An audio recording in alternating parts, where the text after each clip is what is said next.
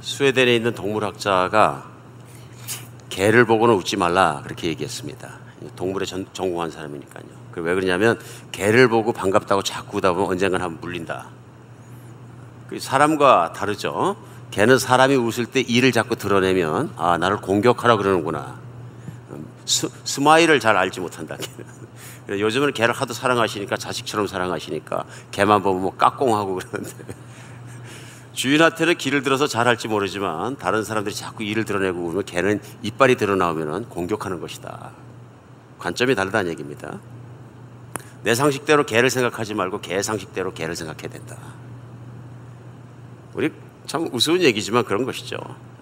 누가 우스갯소리로 그런 얘기를 했습니다. 세 사람이 나와서 대표로 개와 경주를 했는데 열심히 달렸는데 한 사람은 개보다 빨랐고 한 사람은 개와 똑같았고 한 사람은 개보다 뒤처졌습니다. 시상식 때 사회자가 뭐라 그랬냐면은 제일 먼저 개만도 못한 분, 개 같은 분, 개보다 나은 분. 오늘 아침 설교 말씀을 시작하자마자 우리 독 시리즈로 나와서 죄송합니다. 쉽게 생각해보고 싶습니다. 우리는 무엇을 기준으로 생각하느냐, 무엇을 기준으로 비교하느냐, 무엇을 기준으로 특별히 살아가느냐, 거기 따라서 우리 인생은 완연하게 달라집니다. 우리 곰곰이 생각할 때 나는 무엇을 기준으로 살아온 것 같습니까? 한번 생각해 볼 문제입니다. 많은 경우에 우리는 경험을 기준으로 사는 것 같습니다. 우리 아버지가 경험하신 것, 우리 어머니가 경험하신 것, 우리 아버지 어머니가 경험을 가르쳐 주신 것, 선생님이 경험하신 것, 다른 사람들이 경험한 것, 또 내가 경험한 것을 총 뭉뚱거려 가지고 나 나름대로의 어떤 기준을 설정하는 것 같습니다. 그래서 그 기준을 따라서 살아갑니다. 때에 따라서 특별히 오늘날 같은 때에는 많은 분들이 우리가 사는 시대에 풍미하고 있는 사고방식이 그런 것처럼 느낌을 따라가는 것 같습니다. 그 느낌은 뭐냐 하면 감입니다. 쉽게 세속적으로 얘기하는 감이란 얘기죠. 감이 좋다. 왜 그 남자를 남편감으로 선택했냐 그러면 느낌이, 필이 꽂혔으니까. 무슨 얘기냐면 무언가 나를 행복해 줄 수 있게 해줄 수 있을 것 같고, 무언가 나에게 느낌을 행복하게 해주고, 무언가 마음에 들게 해주고, 만날 때마다 기분이 좋으니까. 그러면 마음이 간다. 근데 마음이 갔으니까 그 얘기는 뭐냐면 느낌이 좋았다는 얘기입니다. 많은 경우에 우리 인생을 느낌에 따라 결정할 때도 많이 있는 것 같습니다. 어떤 분들은 교회 결정할 때도 오셔서 한 5분 만에 결정한다. 어떻게 하셨습니까? 느낌이 딱 온다 그러십니다. 느낌이 딱 온다. 이게 요즘 우리가 흔하게 그런 결정들을 많이 하는 것 같습니다. 근데 문제는 뭐냐 하면은 그렇게 살아본 인생들이 다 엉터리더라 하는 것이 살아보신 분들의 결론입니다. 우리가 무엇을 기준으로 사느냐에 따라서 인생이 결정되기 때문에 그렇습니다. 우리는 무엇을 기준으로 살아야 할까요? 성경은 분명히 말씀합니다. 하나님 말씀을 기준으로 살아라. 하나님 말씀을. 성경 안에 구약 성경에 보면 이스라엘의 많은 왕들이 살았던 내용들이 열왕기 상하에 나옵니다. 그러니까 사무엘 상하에 첫 번째 왕이 사울이 시작되었고 그 다음에 다윗이 되고 그 다음에 열왕기 상하 들어가면 수많은 왕들이 바뀌고 또 바뀌고 바뀝니다. 그런데 왕마다 평가를 받습니다. 근데 왕마다 평가를 할 때 어떤 왕은 악한 왕이라 그러시고요, 어떤 왕은 착한 왕이라 그러십니다. 복받은 왕이라 그러십니다. 기준이 뭐냐면요, 하나님 보시기에. 제일 중요한 키워드가 뭐냐면요, 하나님 보시기에입니다. In the eyes of the Lord. 하나님의, 예수님의 눈으로 보시기에, 그 예수님의 목전에 좋았다 그러면 좋은 것이고 나쁘다 하면 나쁜 인생이 되는 것을 알 수 있습니다. 믿음이라는 것은 하나님이 살아계신 것과 세상을 만드신 것과 나를 만드신 것과 세상을 수수방관하지 아니하시고 뛰어들어서 세상의 한복판에서 세상의 모든 삶을 운행하고 주관하고 계시다는 것을 받아들이는 것입니다. 그 믿음이 내 안에 오는 순간부터 우리는 삶의 기준이 달라져야 합니다. 또 많은 분들이 삶의 기준이 달라졌을 때 얼마나 살아계신 하나님께서 내 인생을 변화시켰는지 간증합니다. 그 이유는 뭐냐면 나의 마음과 내 생각대로 결정하고 살아가고 느낌대로 갔던 인생에서 이제는 하나님 말씀대로 적용하고 따라가고 노력했더니 인생이 달라졌다는 것이 간증입니다. 이것이 하나님이 살아계시다는 증거입니다. 오늘 우리 본문 말씀으로 누가복음 맨 마지막 장에 누가복음 24장 말씀을 같이 봤습니다. 13절로 오늘 본문의 35절까지 말씀에는 참 읽기 쉽습니다. 좀 긴 본문 말씀이지만 하나의 스토리처럼 이렇게 전개됩니다. 실제로 있었던 일을 누가라는 저자를 통해서 하나님께서 오늘날 여러분과 제가 읽을 수 있도록 저희의 무릎에 성경으로 주셨습니다. 그 내용은 그렇습니다. 예수님께서 예루살렘에서 유월절 절기에 십자가에 못 박혀 돌아가셨습니다. 그리고 예수님을 따르는 많은 제자들이 어떻게 할 줄을 몰랐습니다. 다 도망갔습니다. 뿔뿔이 흩어졌습니다. 심지어는 예수님을 따르는 12 제자들도 어떻게 할 줄을 모르고 우왕좌왕하고 있었습니다. 지리멸렬해버린 것입니다. 예수님은 3년 반 동안 정말로 열심히 제자들을 가르쳤음에도 불구하고 막상 예수님께서 십자가에 못 박혀 돌아가실 때는 난리가 났습니다. 십자가에 못 박혀 돌아가시라고 말씀해 주셨고 가르쳐 주셨고 설명해 주셨음에도 불구하고 제자들의 삶은 그런 당혹스러운 현실 앞에 자기들의 리더가 십자가에 돌아가시는 극악의 형벌을 받는 현장 앞에서 어쩔 줄을 몰랐습니다. 그 중에 오늘 2 제자의 얘기가 나옵니다. 아마 고향이 자기 향리가 엠마오란 동네였던 것 같습니다. 이제 예루살렘에서 예수님을 따라다니다가 아마도 유월절을 세기 위해서 들어가는 무리 군중 중에 한 명으로 섞여 2명으로 섞여서 예수님을 따라서 예루살렘까지 들어가서 예수님의 가르침을 받고 같이 먹고 자고 예수님의 모든 것을 보고 믿었던 것 같습니다. 믿던 제자들입니다. 그리고 예수님을 사랑하고 신뢰했던 사람들입니다. 그런데 그들이 보는 앞에서 예수님께서 십자가에 못 박혀 들어가신 처참한 과정을 본 것입니다. 얼마나 가슴이 뛰었겠어요.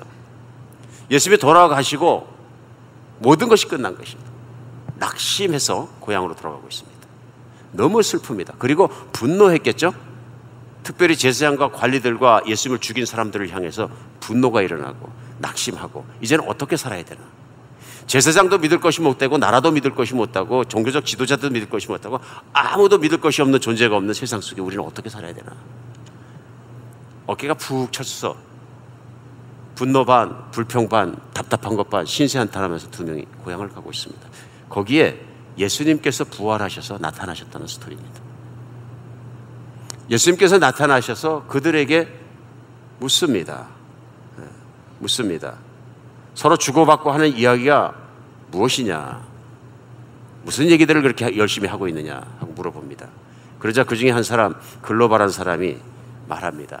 예루살렘에 가까이 살면서 또 예루살렘에서 내려오는 길이면서 그걸 모르셔. 예루살렘에서 큰일이 났는데 우리가 믿고 따랐던 최고의 선지자, 하나님 보내신 선지자 예수님께서 십자가에 못 박혀 죽이는 그런 사건이 일어났다. 그리고 어떤 여자들이 얘기할 때 시체가 없어졌는데 예수님 부활하셨다 그런다. 부활하셨다 그런다. 그런 얘기 듣지 못했느냐, 그런 얘기입니다. 근데 그들의 발길은 어디를 향하고 있냐면 집을 향하고 있습니다. 부활의 현장을 떠다니거나 예수님을 찾아가거나 뭐 예루살렘에서 기도를 하거나 이런 영적인 활동을 하는 것이 반대로 모든 게 낙심해서 집으로 가고 있습니다. 그들에게 예수님께서 말씀하십니다. 이 모든 것이 모세와 선지자를 글로 시작해서 성경에 쓰여 있는 것 아니냐, 성경 말씀을 생각해 보았느냐 하고 물어보십니다. 그럼 너희가 그 본 것과 성경 말씀과 생각을 해봤느냐? 그러시면서 말씀을 해주시고 특별히 성경 말씀 안에 하나님께서 메시아 구원자를 보내실 때는 십자가에 못 박혀 죽으시고 또 특별히 이사나 기타 성경 말씀에서 말씀하신 건 뭐냐면 어떻게 죽으실 모습까지도 그대로 설명을 해주셨는데, 미리 예언해 주셨는데 그 말씀이 성경에 있는 대로 믿지 않느냐?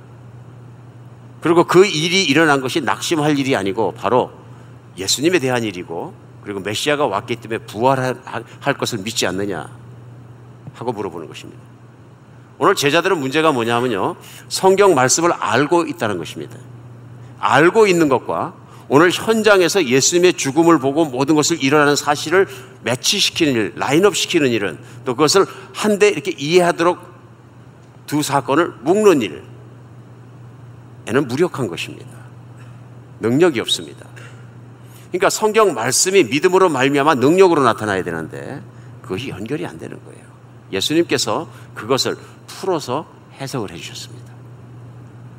이사야의 말씀 몇 장 몇 절 이 말씀은 이렇게 일어난 것이고, 모세의 말씀 중에서 오경 중에 이 말씀은 이렇게 일어난 것이고, 이것은 이렇게 일어나서 그 말씀대로 오시리라 한 메시아가 온 것이고, 그 메시아가 아버지 하나님의 명령을 따라 십자가에 죽기까지 돌아간 것은 너희 죄를 사하기 위함이라. 그리고 말씀대로 3일 만에 부활한 것이다. 그걸 믿으면 너희들이 어떻게 해야 되겠느냐? 가슴이 뜨거워졌다. 그 말씀을 듣고 깨달음이 오고 나니까 가슴이 확 뜨거워졌다. 아, 이게 낙심해서 집에 갈 일이 아니구나. 굉장히 좋은 일이구나. 그 순간 무슨 변화가 일어났겠습니까? 슬프고 가슴 답답하고 희망이 없고 화가 나고 막 그런 정말 상처받은 그 쓴뿌리가 있는 막 마음을 가지고 집을 가다가 이들이 갑자기 온 세상이 천국처럼 변했다, 이런 얘기입니다. 우리에게 희망이 있고 메시아가 살아났으면 만나야 되고 우린 예루살렘으로 당장 뛰어가야 된다. 그래서 슬픔이 변해 기쁨이 되고 답답함이 변해 환함이 되고, 그렇죠? 빛이 들어왔다. 무엇 때문에? 말씀을 깨달았더니. 아, 이게 조상 때부터 하나님께서 계속 예언하고 말씀하신 것 최고의 복인 하나님이 이 땅에 오신 사건, 메시아가 오신 사건이 우리의 목전에서 일어나는 은혜와 영광을 우리가 입었구나. 그걸 깨닫고 나니까 흥분이 되고 예루살렘에 뛰어가서 그날부터는 예루살렘에 살지 않았겠습니까? 그런 내용입니다. 오늘날 우리가 세상을 살아가면서 세상을 살아갈 수 있는 수많은 기준을 찾습니다. 어떻게 사는 것이 좋을 것인가, 어떻게 사는 것이 맞는 것인가, 참 많이 찾습니다. 세상을 살아가면서 또 부자가 되려고 하는 것도 마찬가지입니다. 많은 사람들이 부자가 되기 위해서 뭐 주식 투자를 해볼까, 부동산 투자를 해볼까, 투자에 대한 생각을 많이 하는 것 같습니다. 얼마 전 서울 한국에 있는 신문에 재미있는 글이 실렸습니다. 부동산 투자에 대한 글이었다 그러는데요. 제목이 망하는 10가지 길이었어요. 그 첫 번째가 뭐냐면, 인생을 투자해서 망하려면 전문가나 컨설팅 업체의 말을 100% 믿어라. 그러면 반드시 망한다. 그 일리 있는 예를 들면서 이런 예를 들었습니다. 투자론, 부동산 투자론 강의로 유명한 K대학교에 아주 유명한 교수가 있는데, 그분이 강의할 때마다 사람들이 인산인해를 이룬다고 합니다. 그런데 어느 날 하루는 그 강사가 강의가 아주 죽을 쑤셨대요. 왜 그러냐면, 그 강사가 강의하는 시간에 자기가 새들있는 집에 랜드로드, 집주인이 거기 앉아 있었대요. 이해 못 하십니까? 투자 그렇게 잘하시면 부동산 많이 가지고 계셔야지. 부동산 잘하는 분들은 부동산에서 돈 버신 분들이 잘하는 분들이죠, 사실은. 그런데 증거도 없는 이론적 가르침을 가지고 사람은 말 잘하면 혹할 수도 있다, 그런 얘기입니다. 무서운 얘기죠. 오늘날도 참 조심해야 되는 일들이 아닌가 싶습니다. 우리 인생을 살아가면서 느낌으로 내가 인생의 길을 붙잡을 것도 아니고, 내가 누구의 경험으로 인생의 기준을 세울 일도 아닙니다. 우리가 기준으로 세울 것은 하나밖에 없습니다. 영원히 변하지 않아야 합니다. 오직 하나님 말씀만이 영원히 변하지 않는 진리입니다. 시간을 지나가도 변하지 않는 진리입니다. 오늘 예수님께서 제자들이 답답할 때 가르쳐 주신 게 뭐냐면은, 제자들로부터 1000년이 넘는 이전의 세월에 모세 때로부터 시작해서 하나님께서 선지자를 통해서 이런 일이 있을 것이라고 수없이 세대를 통해서 반복해서 말씀해 주신 그 메시아가 오신 것이 얼마나 큰 일입니까?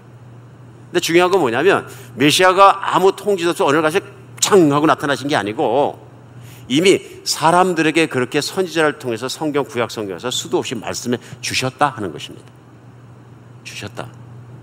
그리고 예수님의 시대에 그것이 일어나면서도 예수님께서는 그런 일이 일어나야 될 것에 대해서 성경대로 사역하셨어요.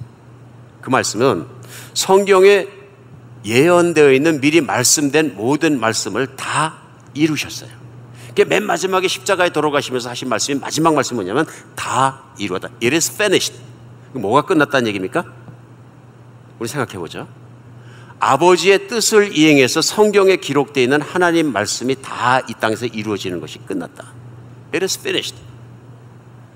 그러니까 중요한 건 뭐냐면, 하나님 말씀은 무려 1500년이라는 세월에 걸쳐서 각기 다른 대륙에서 수많은 하나님의 감동을 받은 사람에 의해서 쓰여졌지만, 동일하게 그것은 모두 예수 그리스도를 향하고 있고, 그날 2000년 전에 예수 그리스도께서 십자가에 돌아가시고 부활하시는 그 현장에서 말씀의 모든 것이 이루어졌다는 것입니다.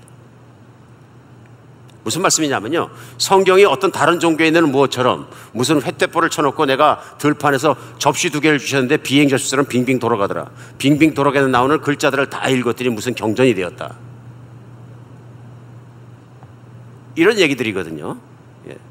그건 뭐 이슬람도 마찬가지고요. 어느 날 갑자기 기원후 600몇 년에 하나님 계시를 받았는데 하나님 계시대로 한 사람이 받아 적었더니 뭐 이런 경전이 되었더라. 성경은 그렇지 않습니다.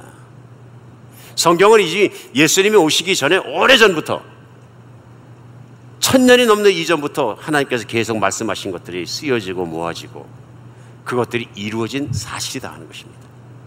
하나님 말씀만이 영원 불변합니다. 하나님 말씀만이 세월이 가도 시간이 지나가도 변하지 않는 진리입니다.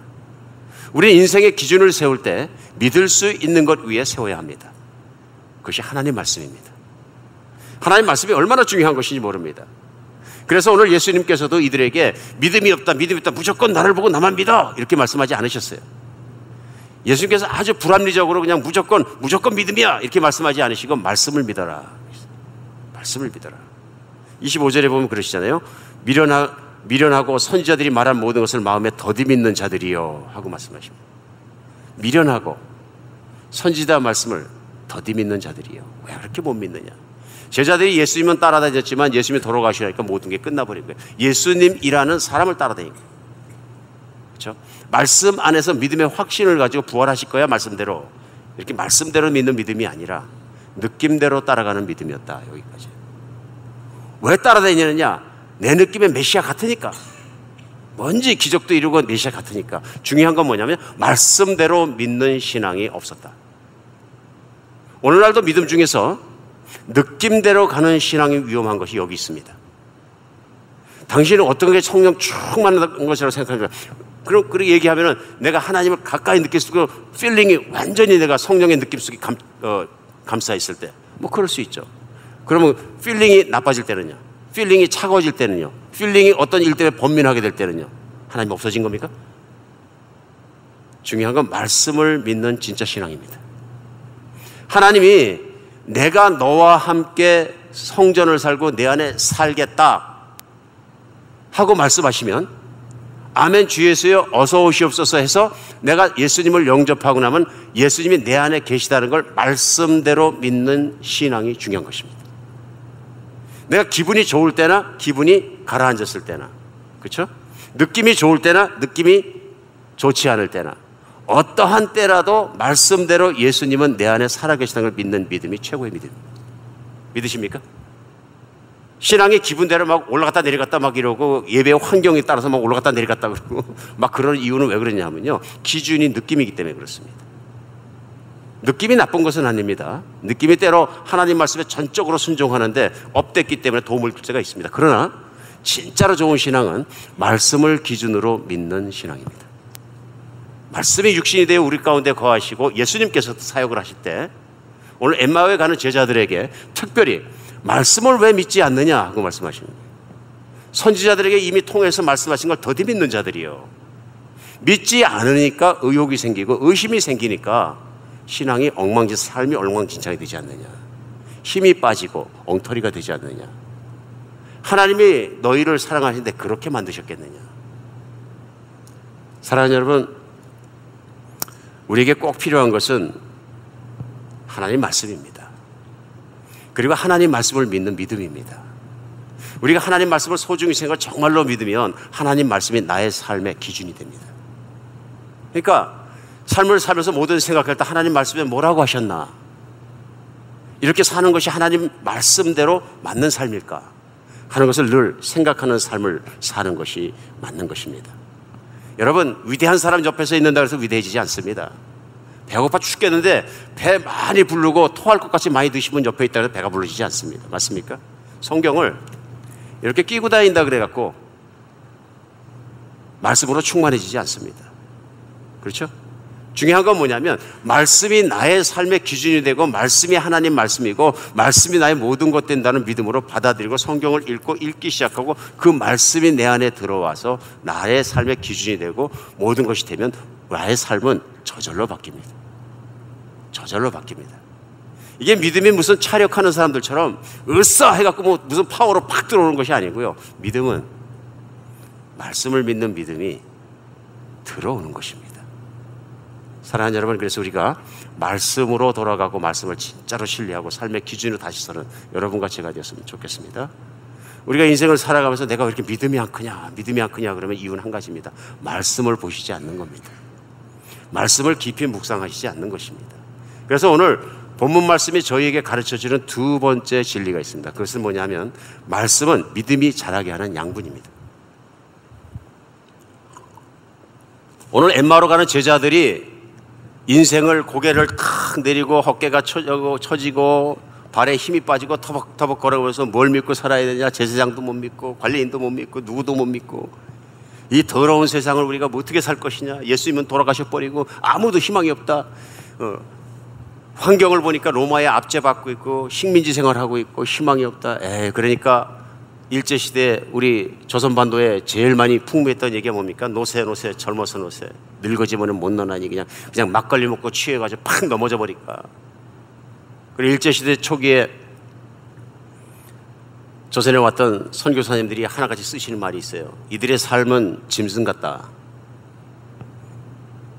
술에 취해서 거리에서 토해놓은 것 천지이고 개가 토해놓은 것을 먹고 그 옆에 쓰러져 자고, 겨울이 되면 도박판을 벌려갖고 마작판과 도박판과 화투판 속에서 술 취하고 노세 젊어서 하고, 이 나라는 희망이 없다. 그리고 복음을 믿으라고 하면 화만 버럭버럭 내고 성질이 급하다. 참 답답한 일이지만 선교사님들이 거짓말 안 하고 1900년대 초에 왔던 조선반도의 모습을 그대로 보여주더니 길마다 진흙창 천지이고 집신식국하는 발은 진흙에 푹푹 빠져서 맨발 벗고 다녀야 되고, 마차 하나 제대로 다닐 돌길이 없고 마차의 바퀴는 푹푹 빠진다. 사실이거든요. 왜 그래? 희망이 없기 때문에 그렇습니다. 나라는 주권을 빼앗겨버리고 희망이 없으니까 어떻게 되냐면요, 술만 마시고 살게 되거든요. 말씀이 사라지면 희망이 사라집니다. 오늘 엠마오로 가던 제자들도 희망이 사라지니까, 말씀을 믿지 않으니까 어떻게 되냐 하면요, 푹 쳐져버리는 거예요. 예수님이 찾아와 주시지 않았고 예수님께서 가르쳐 주시지 않았다면 그들의 인생은 보나 마나요. 그렇죠? 위로를 얻기 위해서 타락하고 위로를 얻기 위해서 어떻게 하고 그냥 되는 대로 사는 캐세라세라 인생이 되기가 쉽다 그런 얘기입니다. 말씀을 알고는 있지만 말씀은 일어나지 않고 내 감각대로 살아가는 인생이 될 수밖에 없다. 하루하루 그냥 기분 좋게 사는 거지 이게 내 인생의 기준이야, 이렇게 되는 거죠. 오늘 예수님께서 32절에 보면은 그들이 서로 말하길 길에서 우리에게 말씀하시고 우리에게 성경을 풀어줄 때 우리 속에서 마음이 뜨겁지 아니하더냐. 뜨겁지 아니하더냐. 이게 무슨 얘기냐면요, 말씀을 풀어주시고 말씀을 이해하고 말씀을 받아들이고 말씀을 믿는 순간에 절망의 희망으로 확 바뀌어버렸다, 이런 얘기예요. 확 바뀌는 역사, 이것이 말씀 속에서 일어납니다. 확 바뀌니까 이들이 생각이 달라져갖고 어떻게 됐냐면요, 이들이 예루살렘으로 다시 갔습니다. 예루살렘에 가봤더니 11제자가 모여있는데 그 제자들도 말하기를 예수님이 부활하시면 만났다 그러더라. 너무 기쁘고 놀랍고 우리가 부활하신 예수님을 만났다, 말씀을 풀어주셨는데 너무 가슴이 뜨거워지고 희망이 생겼고 예수님은 살아계시다. 성경대로 살아나셨다. 성경의 말씀은 참이고 진리고 진짜더라. 근데 오늘 본문 말씀에서는 읽지 않았습니다마는 24장에서 더 내려가다 44절에 보면 예수님께서 엠마오에 가던 제자들도 있고 11제자들도 있고 다른 제자들도 모인 자리에 나타나십니다. 그때 예수님이 동일한 말씀으로 하십니다. 44절에 보면요, 또 이르시되 내가 너희와 함께 있을 때 너희에게 말한 바 곧 모세의 율법과 선지자의 글과 시편에 나를 가리켜 기록된 모든 것이 이루어져야 하리라 한 말이 이것이니라. 이에 그들의 마음을 열어 성경을 어떻게 깨닫게 하시고, 제자들을 모아놓으시고 성경을 깨닫게 하시고, 46절에 또 이르시되 이같이 그리스도가 고난을 받고 제3일에 죽은 자 가운데 살아날 것과 또 그 이름을 제사함을 받게 하는 회개가 예루살렘에서 시작해 모든 족속에 전파될 것이 기록되었으니 너희가 이 모든 일의 증인이라. 우왕좌왕하는 제자들에게 예수님께서 하신 일은 뭐냐면은 또 그 말씀을 가지고 제자들에게 풀어주신 거예요. 그리고 말씀에 기록되기를 이 놀라운 사건이, 메시아가 오신 사건이 예루살렘에서부터 시작해서 땅끝까지 전파되리라고 하나님께서 선포하셨으므로 너희가 바로 이 모든 말씀이 이루어진 증인이고 본 사람들이고 느낀 사람들이고 체험한 사람들이니 너희가 가서 전하는 사람이 될 것이다. 차지하시는 거예요. 정말로 중요한 게 말씀을 믿는 믿음입니다. 내가 어떻게 예수를 믿게 되었느냐? 그럼 물론 설교를 통해서, 때로 따라서 전도를 통해서 전도지를 읽다가, 내가 무슨 어떤 분은 그러시더라고요. 가정하시는데 차를 타고 가다 정말로 이 세상에 맡아본 적이 없는 맛있는 냄새가 나서 너무 계속 나서 내 차에다 몰랐나 하고 내려서 문을 열으니까 아무것도 없고 길가에 서 있는데 예수님의 음성이 내가 너를 사랑해서 너희는 아로마와 같이, 향기와 같이 생각한다. 너는 향기다. 그러신 밤에 저는 교회를 쫓아가서 예수를 믿게 되었습니다. 그러니까 그분 느낌이에요. 냄새로. 어떻게 해서 과정을 통해 믿게 됐던 간에 중요한 것은 내가 진짜 성경에 쓰여 있는 예수님을 믿느냐 하는 것입니다. 말씀에 쓰여 있고 말씀에 나타나시고 정말로 오래전부터 기록되어 있고 그런 예수님을 팩트로, 사실로, 믿음으로, 진실로, 진리로 받아들이고 믿느냐 하는 것입니다. 우리 미국에서 많은 사람을 그렇게 돌아오게 하셨던 무디라는 분이 계십니다. D.L. 무디. 근데 그 D.L. 무디라는 분이 이런 간증을 하셨습니다. 내가 하나님께 믿음을 달라고 기도 1시간만 합쳐도 몇 달은 좋게 될 것이다. 주여 믿음을 주시옵소서. 굉장한 부흥사였었는데요. 내 생각으로 믿음이란 번갯불같이 어느 날 나를 확 따라오게 할 어떤 것인 줄 알았다. 그러나 수없이 기도해도 믿음이 오지 않았다. 그러나 어느 날 나는 로마서 10장을 읽다가 그런즉 믿음은 들음으로 나며 들음은 하나님의 말씀으로 말미암으리라 하는 구절을 보았다. 그 즉시 나는 성경을 부둥켜 안고 믿음을 구했다. 그리고 성경을 다시 펴서 하나님의 말씀을 읽기 시작했더니 믿음이 커지기 시작했다. 정말 맞는 얘기입니다.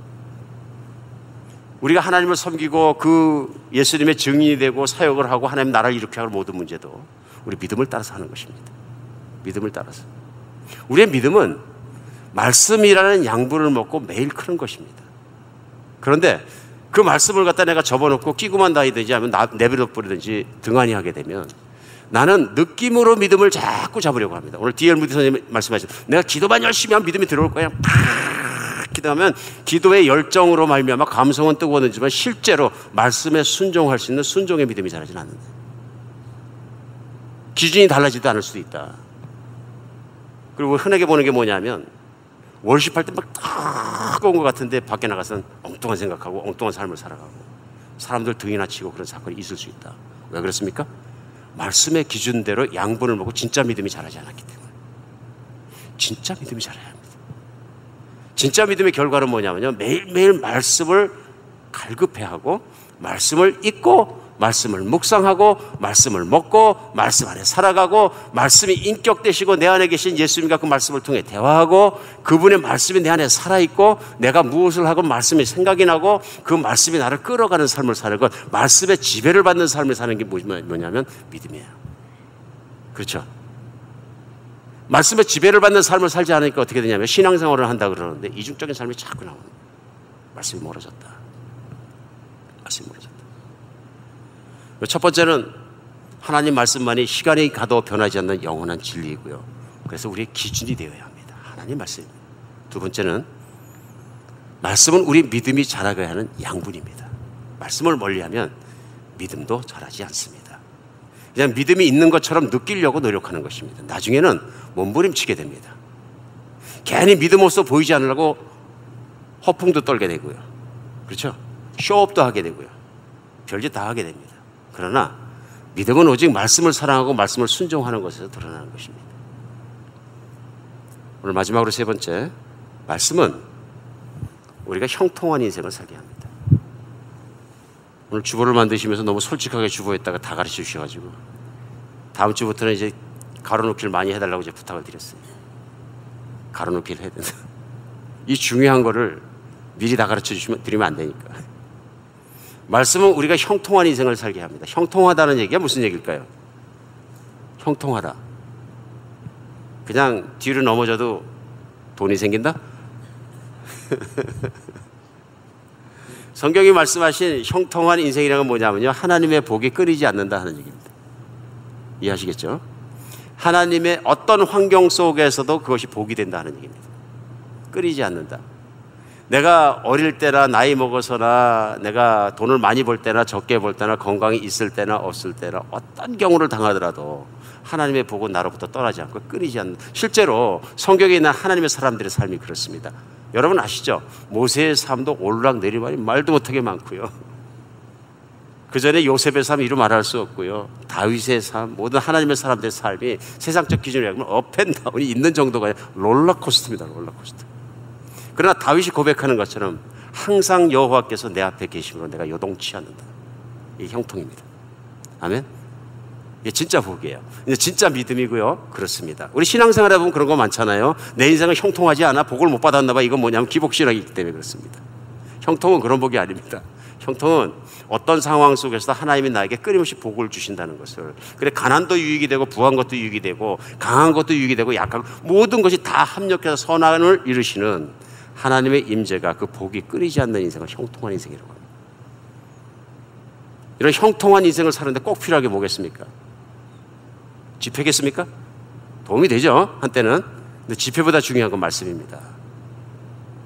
말씀을 끊임없이 내가 같이 지나가면 내 인생은 하나님의 복이 떠나지 않는다. 이 말씀이 어디 나옵니까? 오늘 예수님께서도 말씀을 풀어주십니다. 말씀을 믿고 말씀을 중심으로 살거라. 그렇죠? 제자들이 가르쳐 주시는 거죠. 뿐만 아니라 우리가 아는 것처럼 시편 1편은 시작하자마자 복 있는 사람의 삶을 말씀하시면서 시편 1편 1절의 말씀, 복이 있는 사람은 다 아시죠? 악인의 길을 따르지 않으며 죄인의 길에 서지 않으며 오만한 자의 자리에 앉지 아니하며. 이게 뭐냐면 기준이 하나님 말씀이 아닌 사람들은 어떻게 사냐면요, 악한 길을 따르고 죄인의 길에 서게 되고 오만한 자의 자리를 탐하게 된다. 느낌이 좋은 자리를 간다. 그런데 진짜 하나님의 형통한 사람들은 여호와의 율법을 즐거워하여 그 율법을 주야로 묵상하는 자다. 이런 사람들이 인생이 어떻게 된다고요? 예, 시냇가에 씹은 나무가 철을 따라 열매를 맺으며 그 잎사귀가 마르지 아니함 같으니 그가 하는 모든 일이 다 형통하리라. 그가 하는 모든 일에 다 하나님께서 섭리해서 복을 내리시라. 심지어는 내가 사업하다 실수한 것까지. 믿으십니까? 이게 진짜 복이에요. 사업에 성공한 것도 복이지만 사업에 실패한 것도 복이 되는 게 뭐냐면 내가 하나님의 말씀에 붙잡혀서 사업했는데 실패할 수도 있다. 근데 하나님께서 그 실패를 통해서 나를 더 나은 길로 길을 바꿔서 보내신다. 믿으셔야 합니다. 하나님의 말씀이 우리를 지켜준 여러분과 제가 됐으면 좋겠습니다. 여호수아서를 시작하자마자 1절에 보면 그 큰 전투를 시작하는데요. 이스라엘 백성들은 무기도 없고 훈련도 안 되고 그야말로 핫바지 부대입니다. 졸개 부대. 싸움은 집니다. 상대방은 성이 있고 마차가 있고 큰 창이 있고 칼이 있고 훈련이 되었고 전쟁 속에 갈고 닦았고 이렇습니다. 그들의 리더는 여호수아를 하나님께서 그들의 리더를 준비시키면서 하신 말씀 하나밖에 없으면 딱 하나입니다. 잘 아시죠? 여호와서 1장 8절에 이 율법책을 내 입에서 떠나지 말게 하며 주야로 그것을 묵상하여 그 안에 기록된 대로 다 지켜야 하라. 그리하면 내 길이 평탄하게 될 것이요 내가 형통하리라. 한 가지만 딱 시키셨어요. 말씀입니다. 인생을 말씀으로 승부하십시오. 믿음을 말씀으로 사십시오. 금년 1월 시작하자마자 우리 내일 월요일부터 창세기 1장 1장부터 다시 시작합니다. 우리 온 교인이 함께 말씀 속에 살아갔으면 좋겠습니다. 말씀 읽어야 합니다. 말씀 안 읽으면 죽습니다. 신앙인은 1년 내내 말씀 한 번도 안 읽었는데 나 신앙이 성령이 충만하다. 오늘 말씀을 기준으로 해서 예수님의 기준으로 봐서 하나님 보시기에 In the eyes of the Lord, 예수님 보시기에 어떠한지 한번 생각해 보십시오. 나는 느낌이 충만하다. 위험한 것입니다. 굉장히 위험합니다. 그렇죠? 한번 생각해 보시기 바랍니다.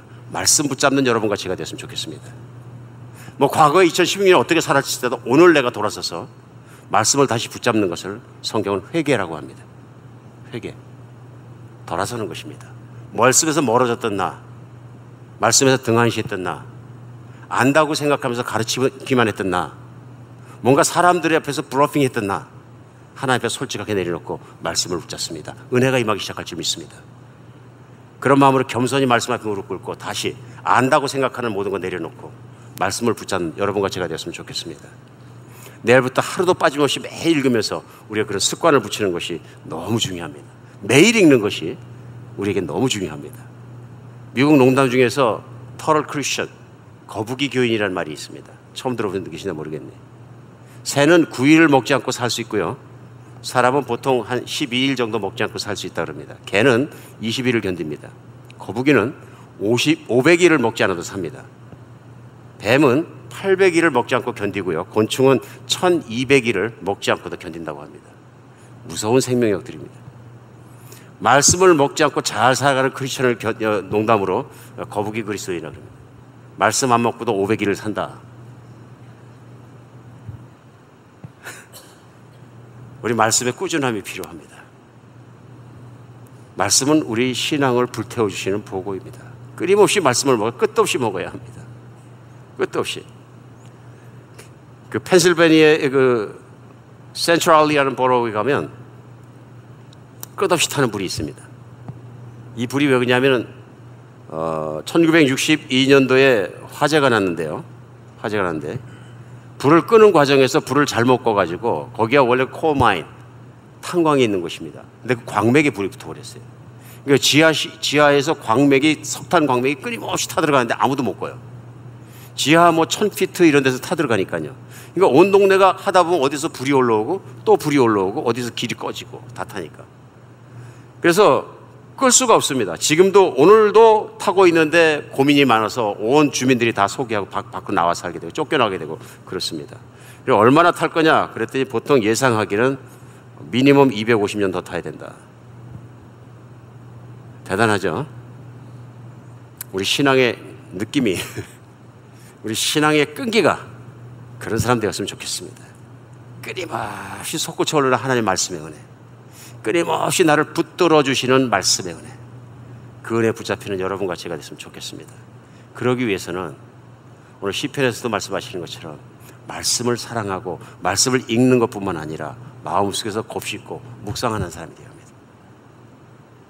또 예수님처럼 이런 험악한 세상에서 잘 싸우기 위해서는 말씀을 잘 외우는 것도 필요합니다. 내가 힘들 때 말씀 한 줄 외운 거 붙잡고 일어날 수 있거든요. 말씀이 오늘 엠마오 제자들을 변화시켜서 낙심했던 마음에 힘을 얻고 기쁨으로 변했던 것처럼 말씀 한 절이 내가 외우고 생각했을 때 내 안에 이루어지는 것을 우리는 은혜라고 합니다. 말씀이 머릿속에만 있는 게 아니라 말씀이 내 삶 속에 이루어지는 것을 우리는 하나님의 임재라고 얘기합니다. 하나님은 살아계신 분이시고 그냥 말씀 속에 있는 죽은 지식이 아니라 이 말씀이 살아서 내 가슴에 역사하고 내 삶 속에 역사하시는 살아있는 하나님을 체험하시는 여러분과 제가 되었으면 좋겠습니다. 종교인을 떠나서 살아계신 하나님을 만나는 하나님과 인격적인 대화가 있는 늘 말씀과 나누는 여러분과 제가 되었으면 좋겠습니다. 기도하겠습니다.